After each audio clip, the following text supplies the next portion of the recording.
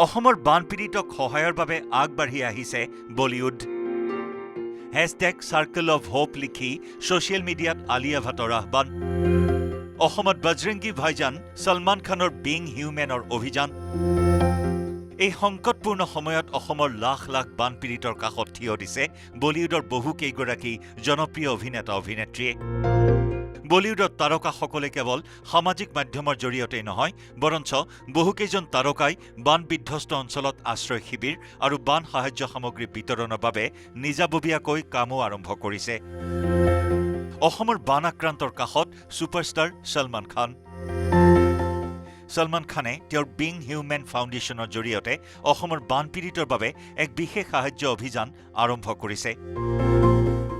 অসমৰ স্থানীয় অনুৰাগী গোটসমূহৰ সহায়ত শিৱসাগৰৰ দৰে বানাক্ৰান্ত অঞ্চলসমূহত খাদ্য সামগ্ৰী বিতৰণ কৰা হৈছে।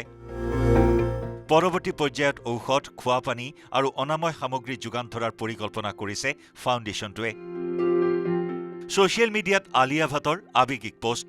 অসমবাসীৰ কাষত দেশবাসীক থিয় হ'বলৈ আহ্বান অভিনেত্ৰীগৰাকীৰ। অসমৰ বান পৰিস্থিতিক হৃদয় বিদাৰক আখ্যা ভূমি পেডনেকাৰৰ। মোহময়ী অভিনেত্ৰী ভূমি পেডনেকাৰে এটা ভিডিঅ' বাৰ্তাৰ জৰিয়তে অসমৰ পৰিস্থিতিক হৃদয় বিদাৰক বুলি অভিহিত কৰিছে।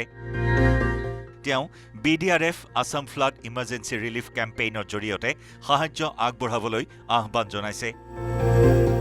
ইয়াৰ উপৰিও গায়ক পাপন, আদিল হুছেইন, গুৰু ৰান্ধৱা, ৰাশি খান্না আৰু আদা শৰ্মাৰ দৰে তাৰকাসকলেও নিজৰ অনুৰাগীসকলক অসমৰ বানপীড়িত ৰাইজক আৰ্থিক আৰু মানসিকভাৱে সহায় কৰিবলৈ ছ'চিয়েল মিডিয়াৰ জৰিয়তে অনুৰোধ জনোৱা দেখিবলৈ পোৱা হৈছে।